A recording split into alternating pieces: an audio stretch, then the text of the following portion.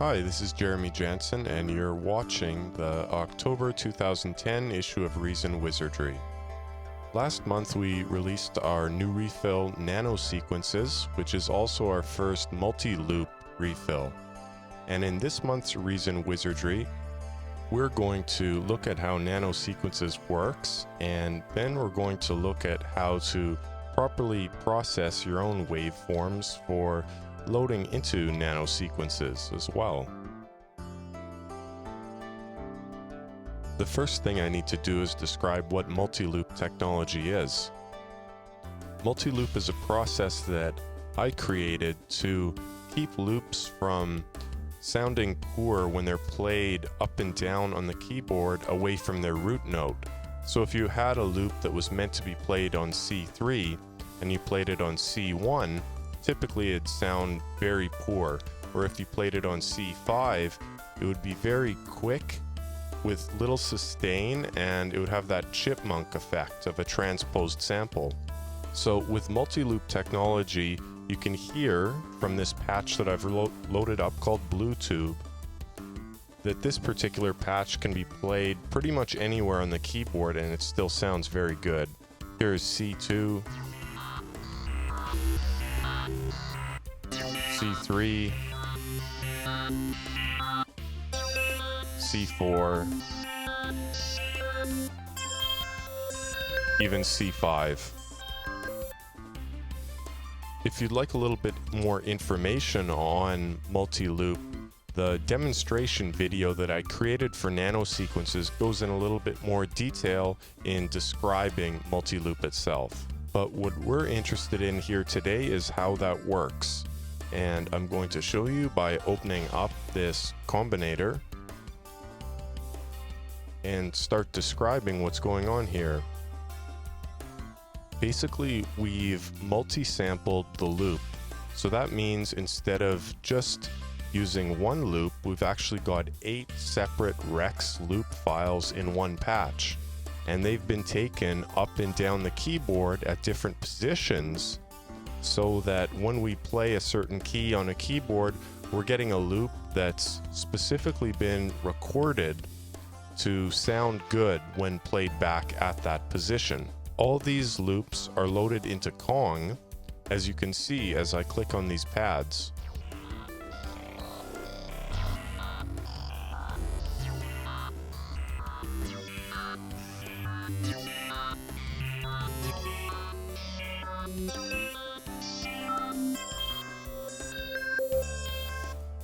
So ideally, to completely remove all transposition artifacts, you'd want to have one loop for every key on the keyboard. And that's just not practical for many different reasons. So I've decided to limit it at 8 multi-samples, or 8 loops. This is a perfect number because there's 16 pads in Kong, and as you'll see, we need the second set of 8 for something a little bit different. And it's also perfect because we have 8 inputs on our Combinator. We've got the 4 rotary inputs, and then we've got the new 4 CV inputs on the back of the Combinator. So 8 is the magic number when it comes to the number of different loops to use in a multi-loop patch. So now we're going to start at the very beginning, how the loops themselves are actually recorded. And once again, I'm going to be showing you how this is done with Extreme Sample Converter. Instead of actually recording the sounds themselves, I'm just going to show you the correct settings to use and describe why those settings are necessary. So we need to record on 8 different notes, and they have to be these notes specifically.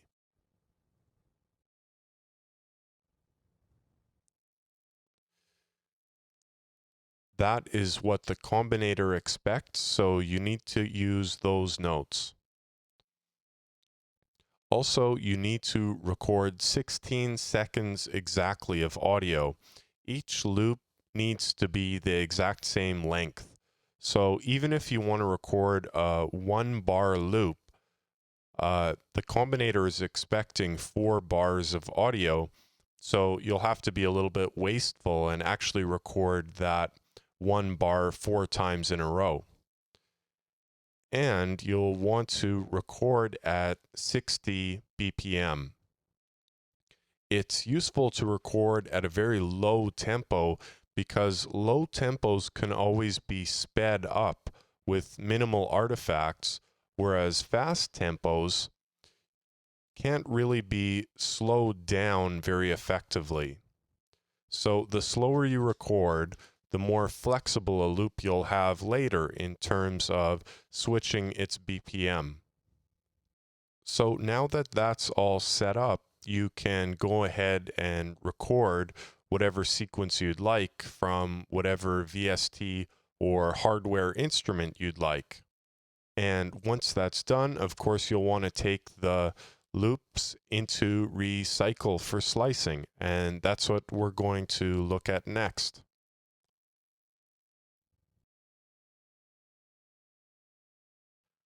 One of the downsides to this multi-loop technique is that you'll have a ton of different loops that you're going to need to slice. Of course, you have 8 different loops per multi-loop set. So here I'm going to show you a few different shortcuts that I used in the production of nanosequences and that I've found to be quite useful. So first off, we've loaded this Bluetooth wave loop into recycle. And I've specified that it's 4 bars and it's correctly ascertained that that's a 60 BPM loop. Now, the first thing I want to do is turn down stretch to 0% because stretch just doesn't sound good and you'll never want that on in your multi-loops. And the next thing is you'll want to turn on the grid and determine if you can just simply add slices to the grid and slice your loop that way. So first, let's listen to this loop.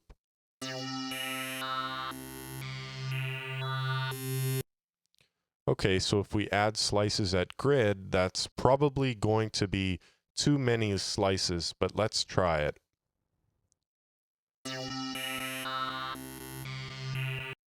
Indeed, that is too many slices, so let's undo that. And we can actually put half as many slices on the grid by temporarily changing the number of bars of the loop from 4 to 2. So that gives us a less dense grid, and now we can add slices at grid and switch back to the 4 bars that this loop actually is. And now let's play back the loop.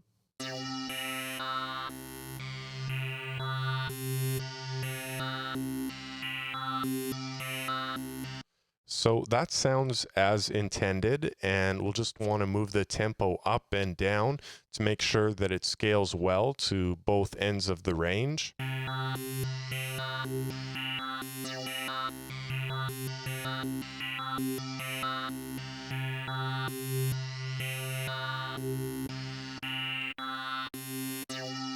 So as you can hear there, it sounds great. Everything above 60 BPM.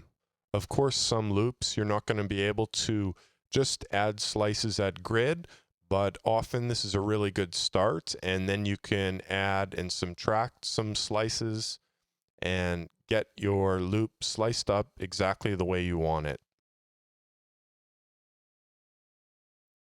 Okay, so we've established how you get the different samples. Now what are we going to do with them?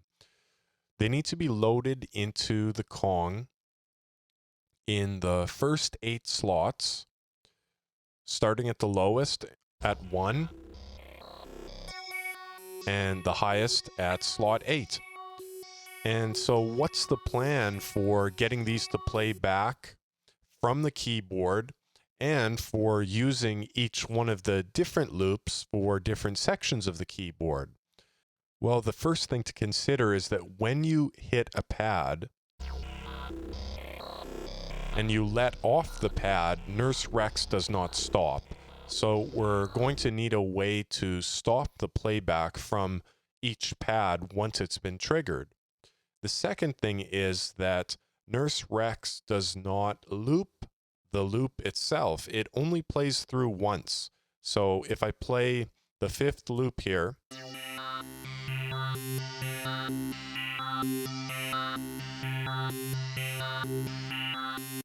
it plays through once and then automatically stops.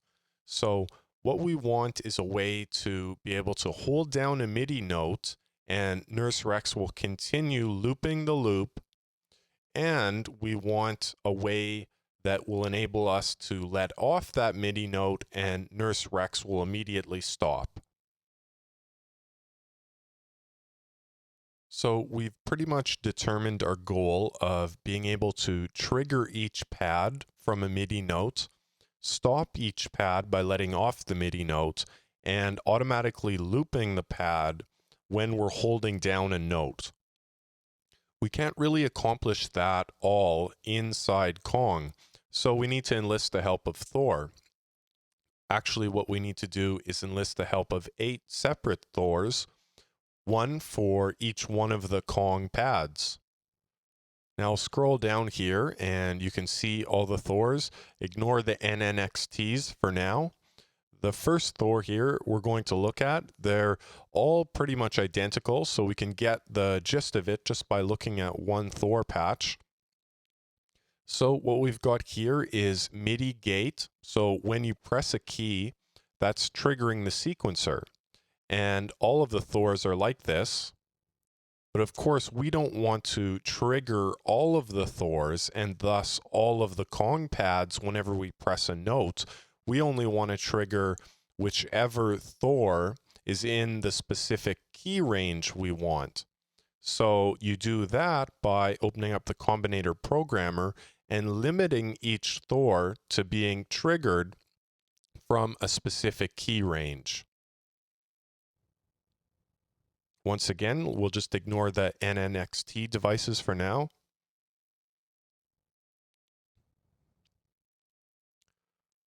Okay, so the sequencer is being triggered in that specific key range. And when it's being triggered, the sequencer is then sending out its gate messages by CV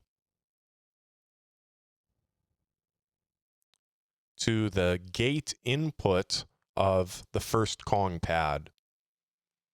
And so why are we using the sequencer to trigger the Kong pad? That's because we have to have a way to make that pad loop. And by using the Thor step sequencer, it will continually loop.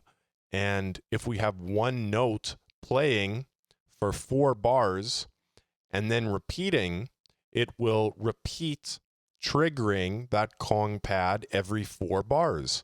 And that's why we needed to limit our samples to exactly 4 bars in length. So now when we hold down C1 on the keyboard, you'll see this sequencer begin to move.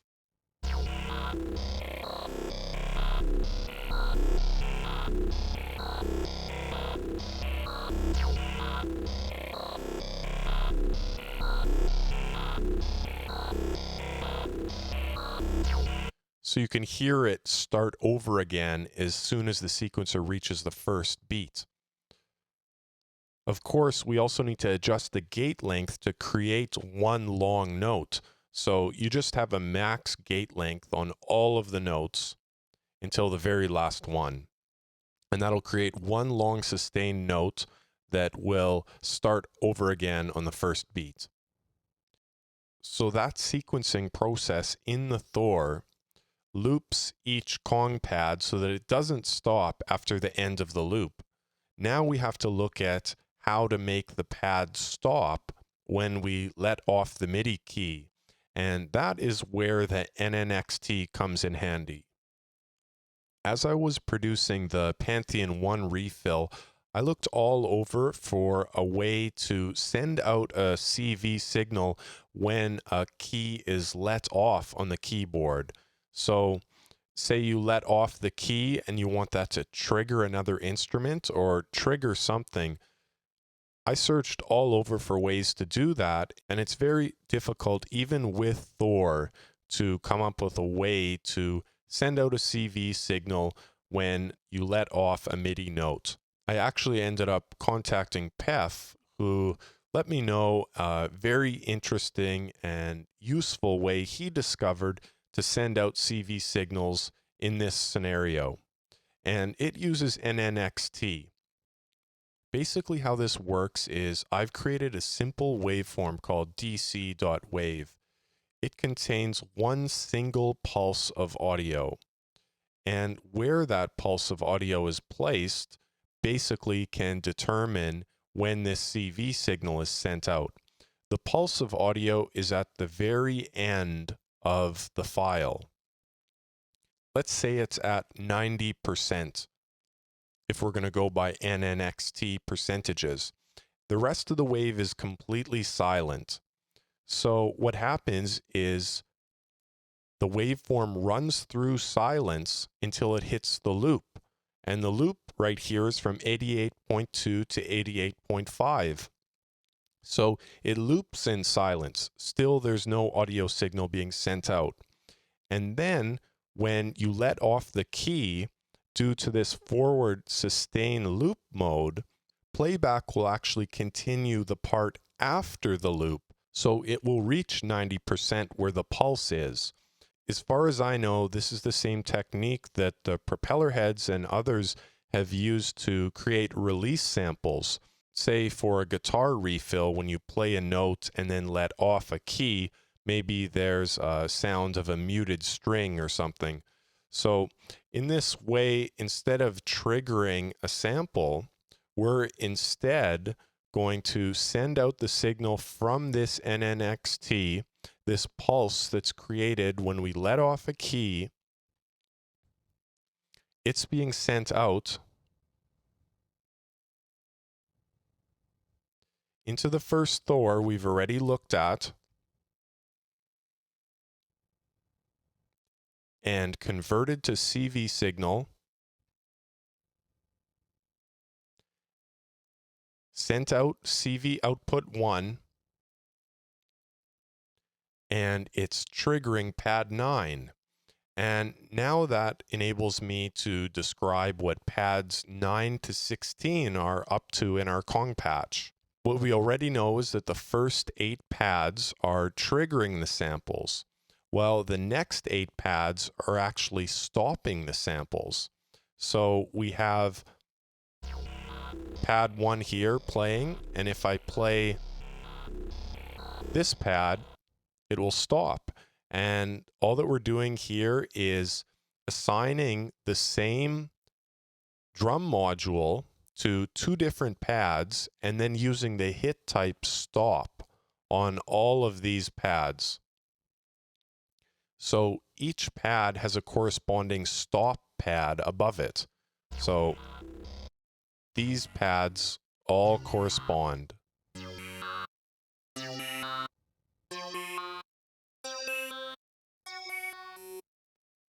Okay, so now we know just to stop the audio output, all we have to do is trigger one of these pads. And we've already determined that we can get a CV signal out of the NNXT that starts when we let go of a key. So we've got that CV signal being sent from the Thor CV1 into Kong pad 9.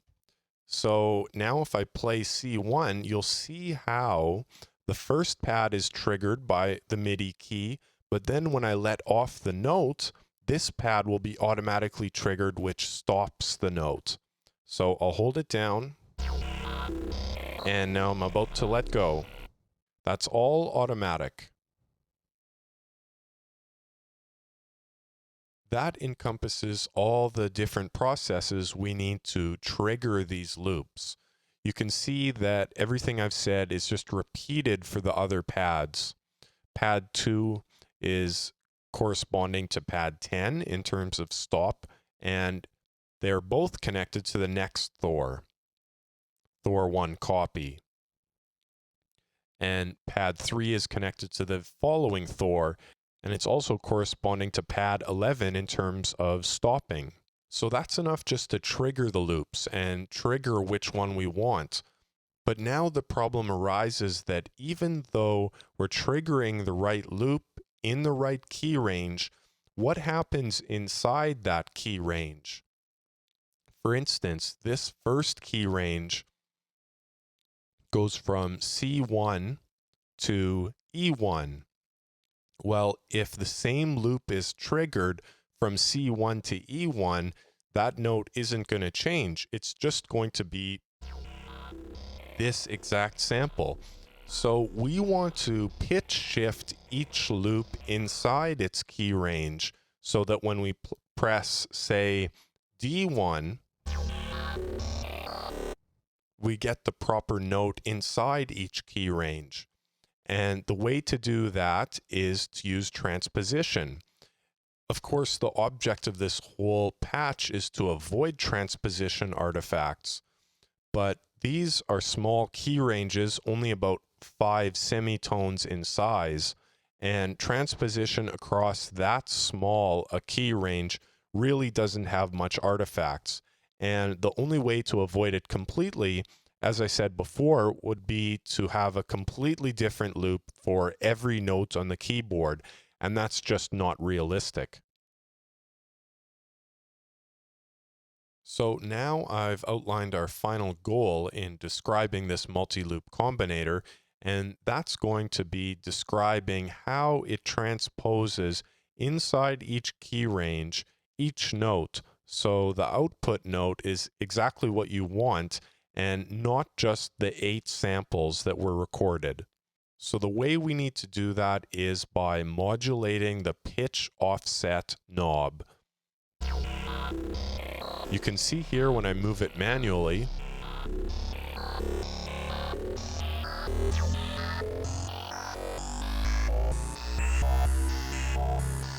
it's got a 1 octave range in both directions. So 1 octave bipolar, 1 octave up, 1 octave down.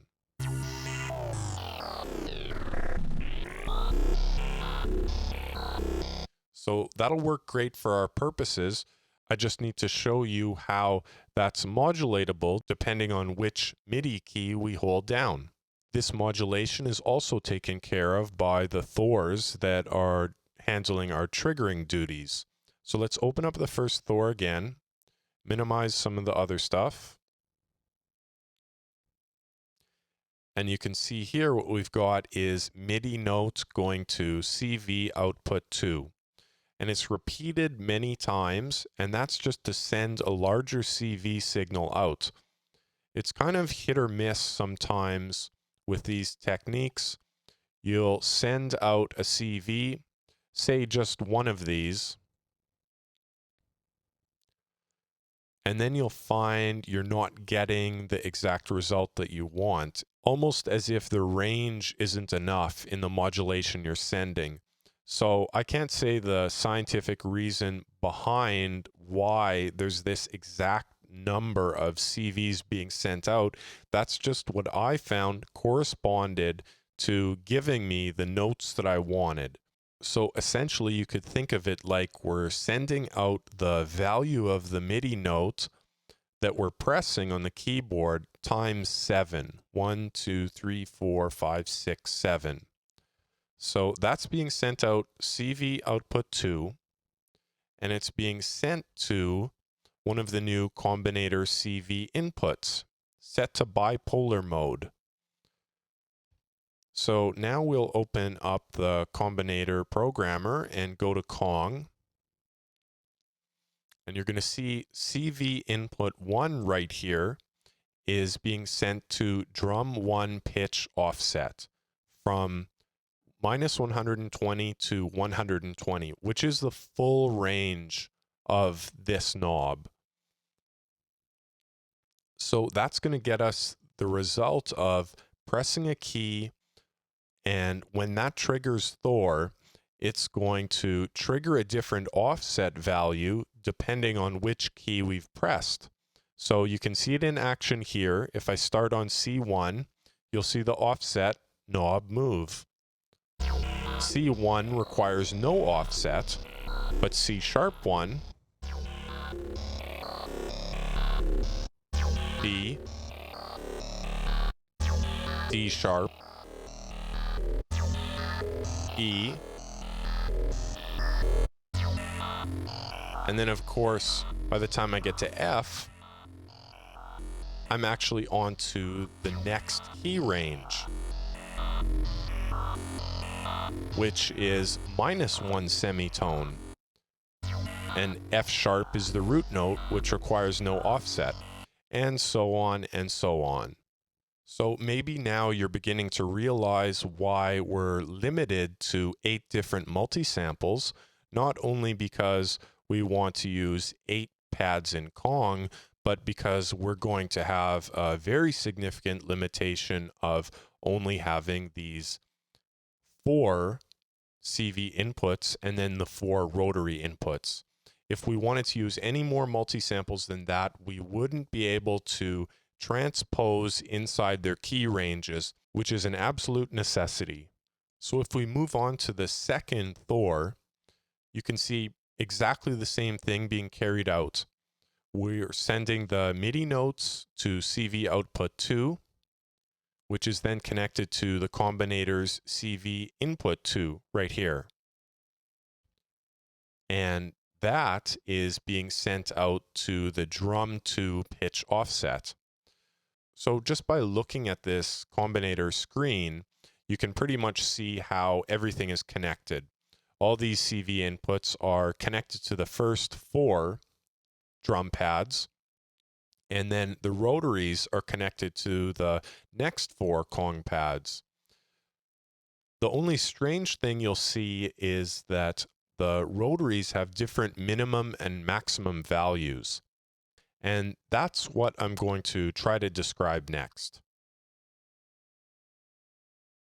When I began creating this multi-loop technique, I started by just using 4 different samples or 4 Kong pads, just so I could get a feel of how the patch was going to work before I expanded it to use 8 different drum pads. I assumed that using the CV inputs would be exactly like using the Combinator inputs. So when I first started adding the next 4 pads, I used these exact same -120 and then 120 values for minimum and maximum. And I got very strange results. This 5th pad is the first one that's actually connected to one of the rotaries, and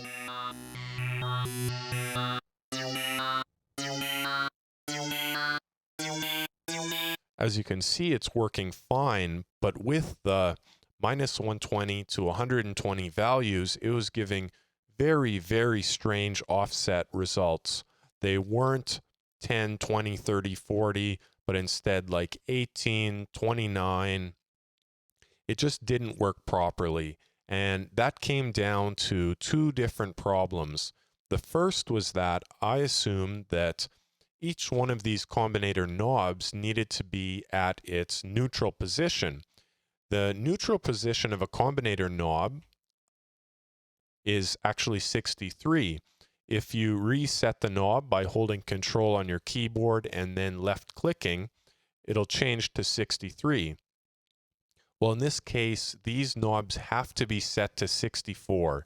Even though that isn't the neutral position, it's what it has to be sent to, or else you're going to get wrong values. And then, for a reason I cannot explain, the pitch offset values have to be set to -60 and then 61, or you'll get pitches that are off by a few cents, just enough to be noticeable and annoying if you have a good ear for music. That pretty much describes the inner workings of the multi-loop process and technique. I'm going to go through just a few more things about the Combinator before we finish up. The first is the mod wheel behavior. And of course, the mod wheel in this patch controls the decay of each slice in the loop.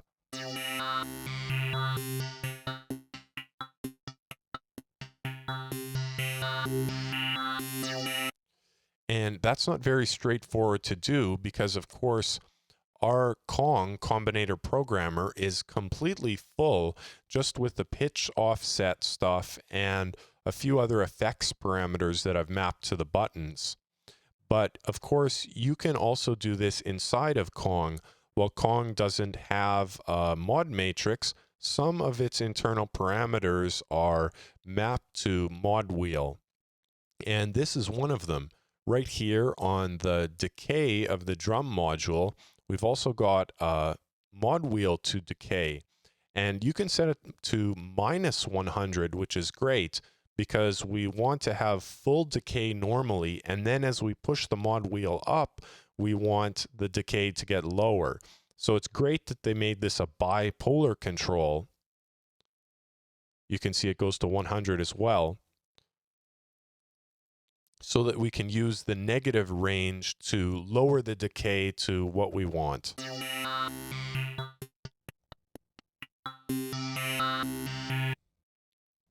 The other thing I want to explain and kind of reiterate is why there's sometimes a slight delay when triggering notes on the MultiLoop Combinator.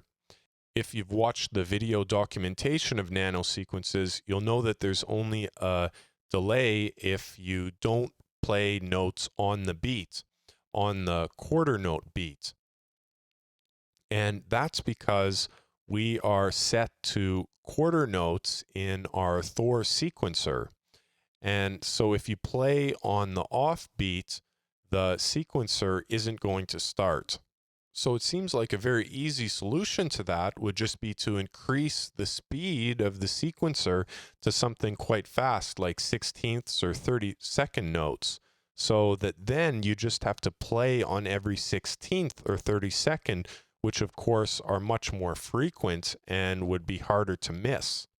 But the problem with that is that, of course, that'll speed our sequence up, and we need our sequence to run a whole 4 bars so that it stays sustained for the entire length of the loop and then re-triggers back at the start of the loop again. So if we even went to 8th notes, then we'd only have 2 bars of looping instead of 4.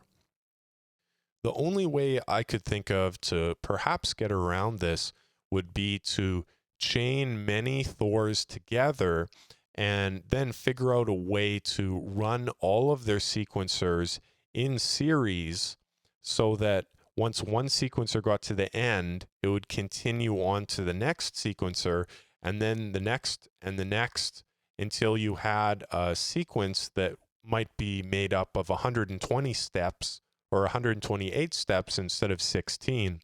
But assuming that technique would use, say, 4 or 8 Thors to create one sequence, that would mean that we would be using, say, 4 Thors times 8 key positions.